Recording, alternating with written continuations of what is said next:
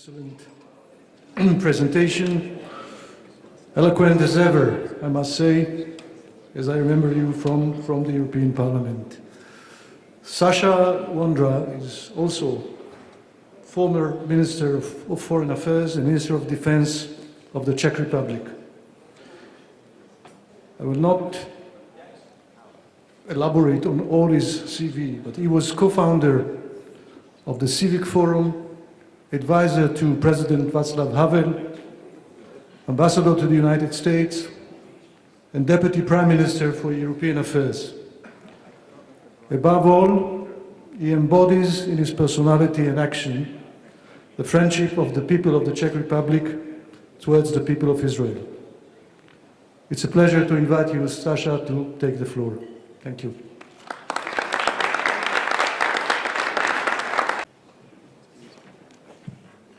Thank you very, very much, Ram, for this introduction.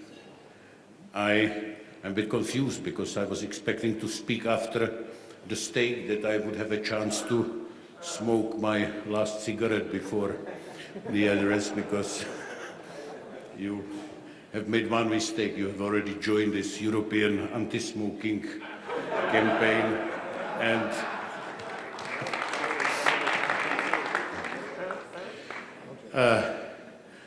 anyway, first of all, thank you very much for inviting me to this important conference and the gathering, not just the conference, the gathering of the people who has to say about the current form of anti-Semitism as well as anti-Zionism or Israeli bashing, and a discussion how to combat it. That's certainly very important. Despite its importance, I also have some doubt whether I am the right speaker to amuse you today. First of all, it's very difficult to speak after Niky Mladenov, because this is the rare example of how I believe the European politicians should speak.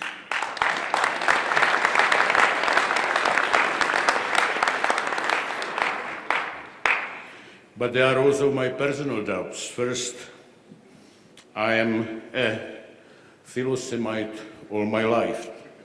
I am in permanent love with this beautiful country, with Israel, and I could not travel when the communists were in my country. I had no passport, but I had the privilege to be in the delegation of President Václav Havel during his first historical visit here in the spring 1990, which in fact was the fulfillment. You know, the politicians are usually honored whether they are able to fill what they are promising. So he was promising in his first New Year address in January the 1st, 1990, to build an alliance and the real relationship between us and Israel, and he did it very soon. It was April.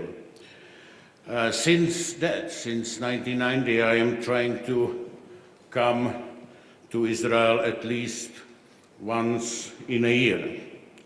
So therefore, I am not neutral. I am not the so-called objective observer watching the situation from a distance. I am usually taking side with your country, which I consider as an island of freedom and democracy inside a sea of authoritarian and democratic regimes. Secondly, I'm not a Jew, although I used to say that Jews are among my best friends.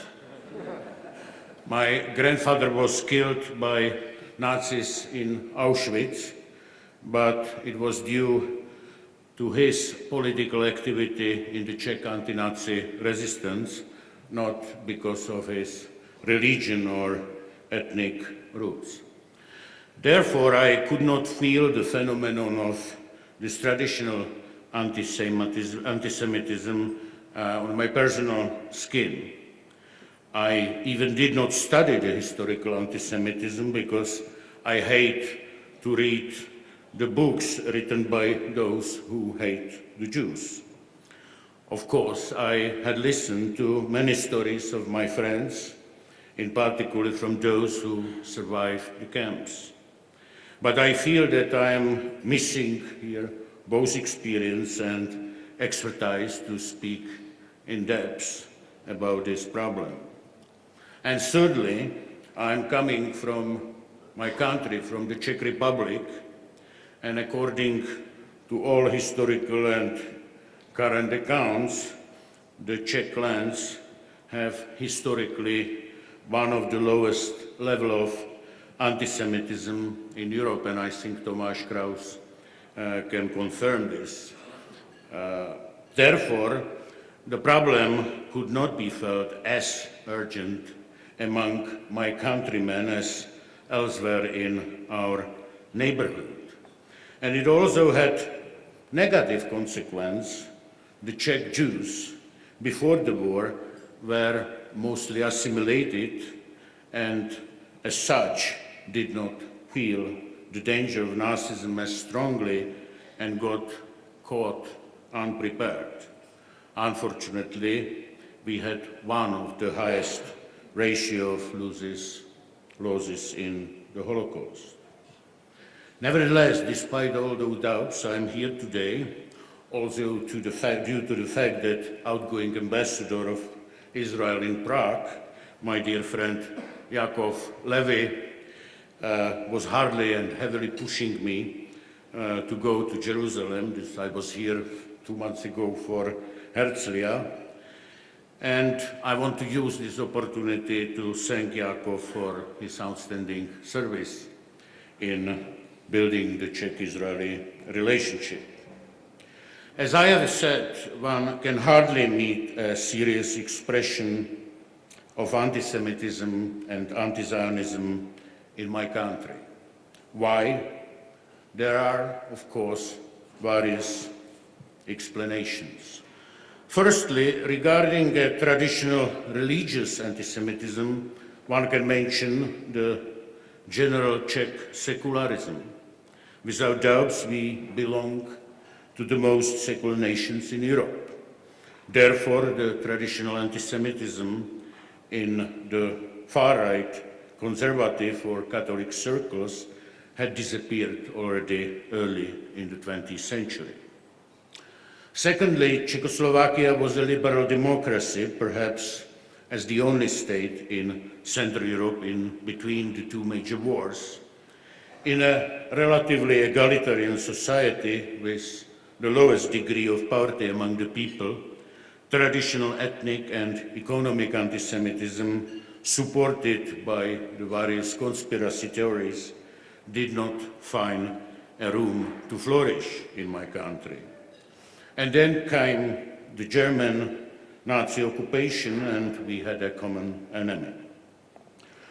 Thirdly, in current period, we can add two additional factors: a Muslim population and a bashing of Israel, mostly from the left now.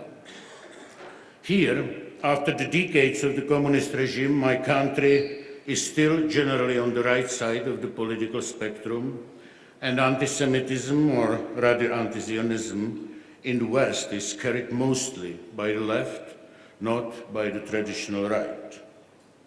Big part, if not a major part, of the current anti-Semitism is, as earlier indicated, dressed up in criticism of State of Israel. However, the Czech Republic has a long-standing good relationship with the Jewish state. Prague and Karlovy Vary, or Karlsbad, has hosted the three major Zionist congresses in the 1920s. Founding father of our modern state, President Masaryk, has visited Palestine as the first European leader in 1927, to support the Zionist aspiration.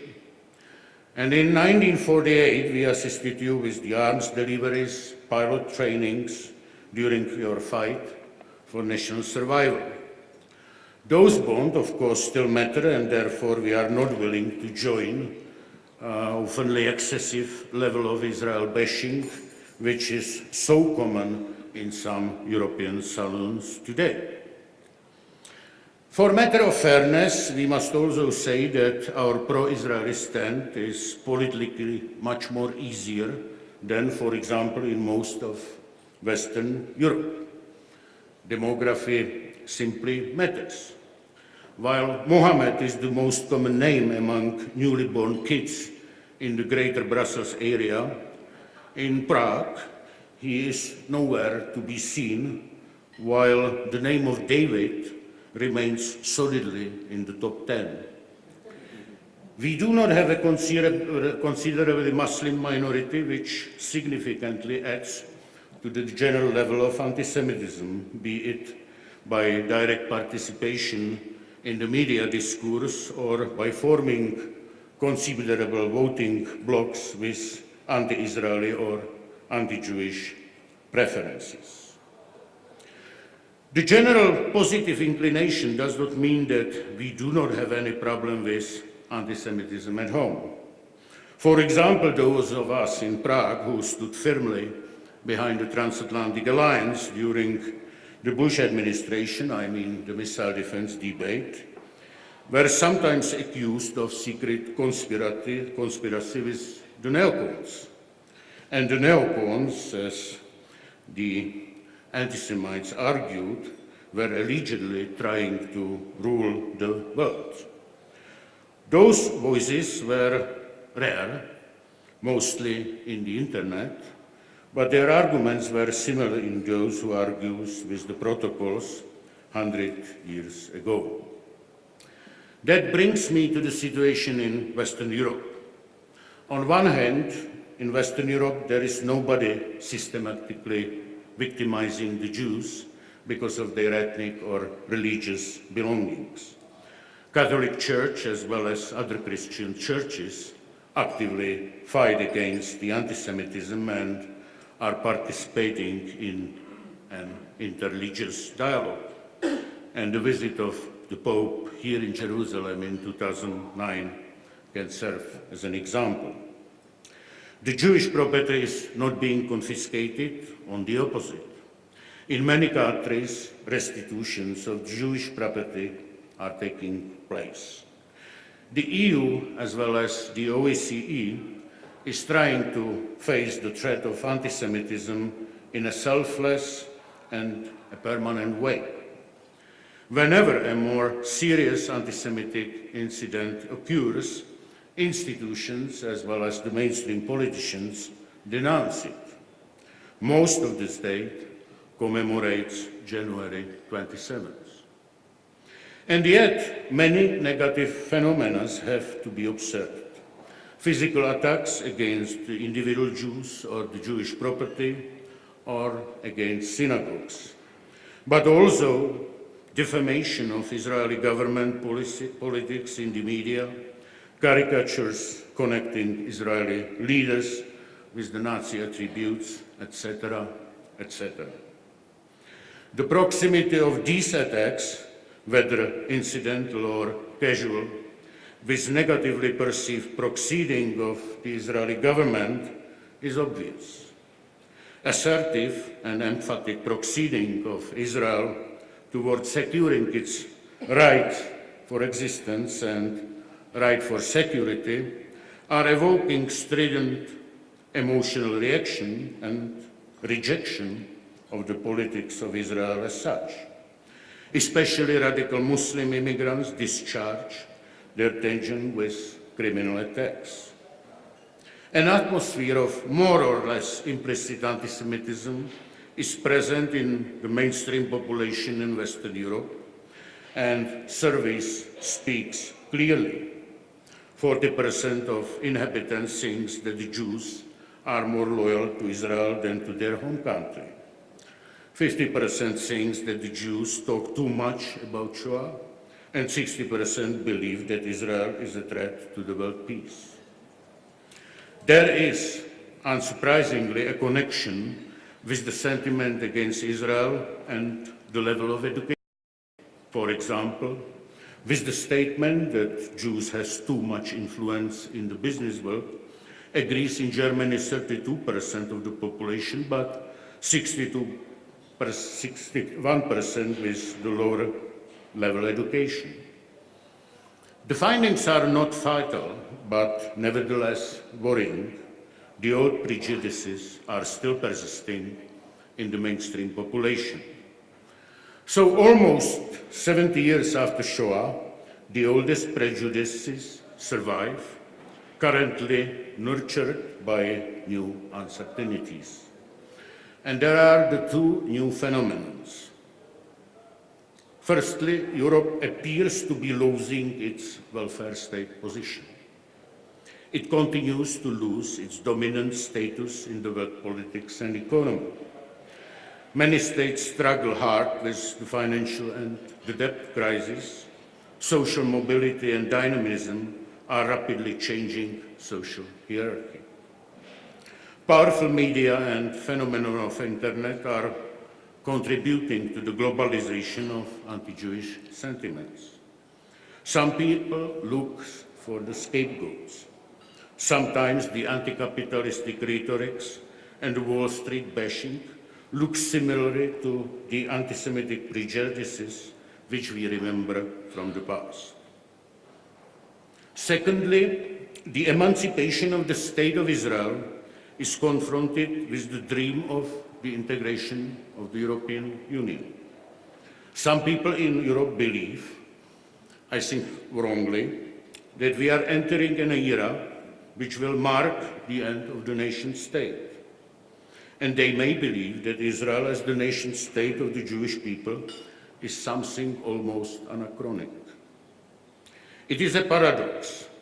Remembering Holocaust, the Europeans helped Jews to obtain their dream, a nation state, and some of them now doubts about it. While descendants of Theodor Herzl got the nation state as anybody else or anyone else, some descendants of Stalin and others are dreaming and would prefer to see again cosmopolitans without the roots. So, what should be done is the quick question, or что делать? I believe there are three answers. Firstly, there is the importance and necessity of remembrance of the Holocaust, and I think here we agree, and I think everybody in this room, as well as anybody who is writing, publishing about the Holocaust, makes great work and deserved a lot of credit and thanks. We should work together. We should continue to work together in the International Holocaust Remembrance Alliance, or the former ITF. The the Czechs had the honors to chair the ITF in 2007, and in this regard, I personally feel important to highlight once again an outstanding role of Ambassador Miloš Pojar, a writer, historian, Czechoslovakia's first ambassador to Israel following the 1989 Velvet Revolution.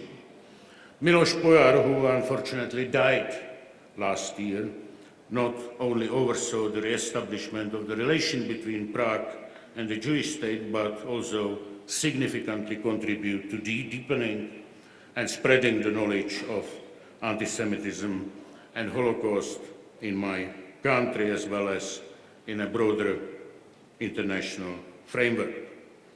The legacy of Holocaust, including all of its aspects, such as remembrance, research, education, and equally also social situation of the Holocaust survivors and other victims of the Nazi persecution, has to be kept very high on the political agenda across Europe as well as in the world.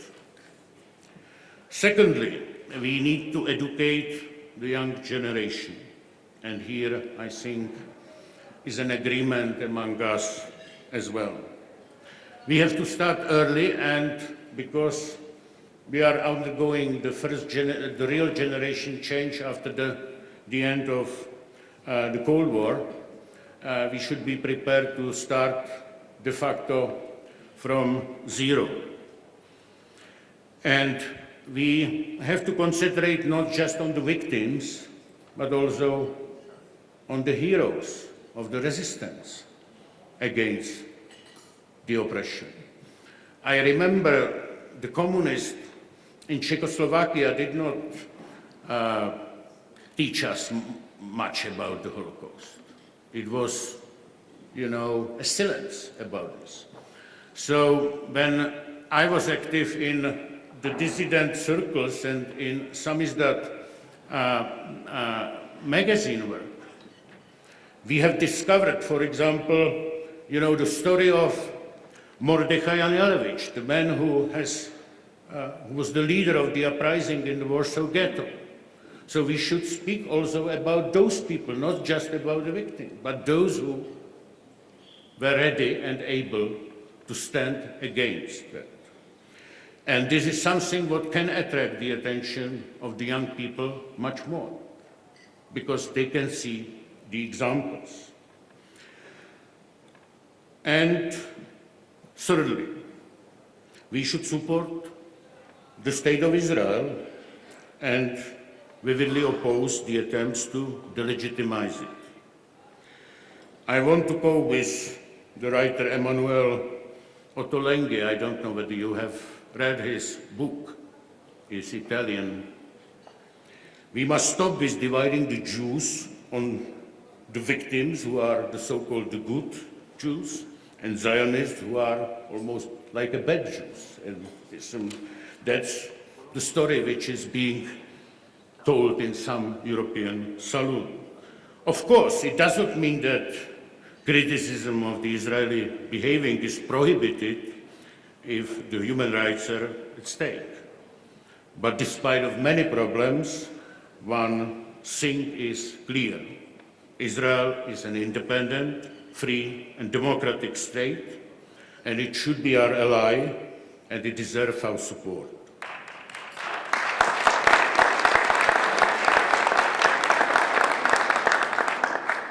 So to conclude, the rising level of anti-Semitism in the world and in Europe must certainly be a source of some worries for us. Despite this, it can hardly be compared to that one existing in the 30s of the 20th century. Nevertheless, our duty is to counter the anti-Semitism with the maintenance of the Holocaust remembrance, with the education of our youth generation, and in cooperation with our ally, State of Israel. My country, the Czech Republic, will not stay aside. Thank you very much.